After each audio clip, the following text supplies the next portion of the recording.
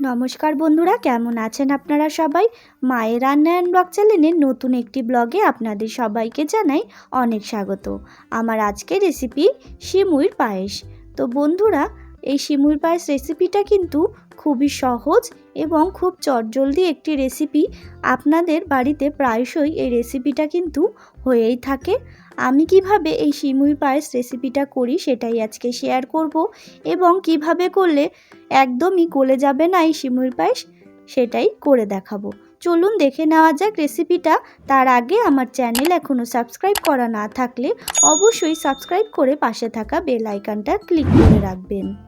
প্রথমেই আমি এখানে 1 কিলো পরিমাণ দুধ নিয়েছি, আর নিয়েছি কাজু বাদাম, কিশমিশ এবং নিয়েছি কাটিং সিমুই।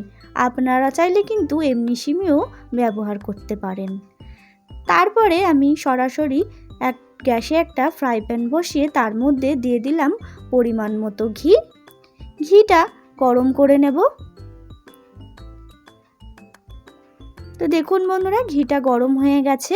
এরপরে আমি দিয়ে দিচ্ছি কাটিং সিমুইগুলো দিয়ে আমি ভালো করে সিমুইগুলো লাল লাল করে ভেজে নেব।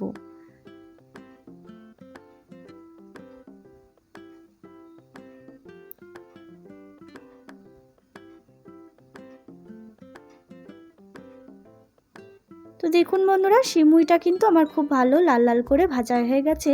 এবার রেখে দিচ্ছি। তারপরে আমি সসপ্যানের মধ্যে দুধটাকে ভালো করে জাল দিয়ে নিচ্ছি। তো দেখুন বন্ধুরা, দুধটা কিন্তু আমার খুব ভালো করে জাল দেওয়া হয়ে গেছে। কত সুন্দর ফুটে এসছে আপনারা দেখতেই পাচ্ছেন, খুব ঘন ঘন কিন্তু হয়ে গেছে। এরপরে দিয়ে দিতে হবে পরিমাণ মতো মিষ্টি। আমি এখানে মিষ্টির জন্য ইউজ করলাম মিশ্রি। আপনারা চাইলে কিন্তু চিনিও ব্যবহার করতে পারেন। এবার আবারও একটু ফুটিয়ে নেব যতক্ষণ না মিশ্রিটা গলে যায়। তো দেখুন বন্ধুরা, কিছুক্ষণ ফুটিয়ে নেওয়ার পরে মিষ্টিটা কিন্তু আমার একেবারে গলে গেছে। এইবার ভেজে রাখা কাটিং সিমুইগুলো দুধের মধ্যে আমি দিয়ে দিচ্ছি।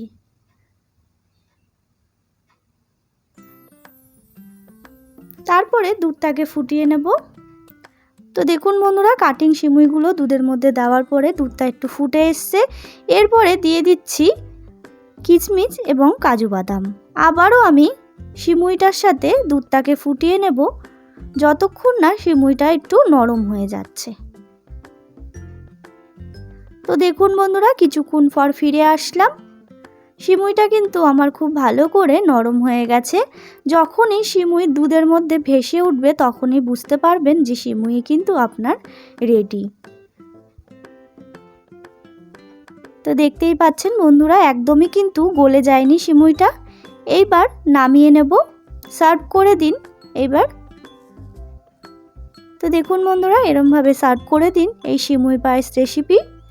কেমন লাগলো এই ভিডিওটি অবশ্যই কমেন্ট করে জানাবেন, এবং ভালো লাগলে অবশ্যই একটা লাইক করবেন, শেয়ার করবেন, আর চ্যানেলটাকে সাবস্ক্রাইব করতে কিন্তু একদম ভুলবেন না। দেখা হবে নতুন একটি রেসিপির সাথে নতুন একটি ব্লগে। ততক্ষণের জন্য ভালো থাকবেন, সুস্থ থাকবেন।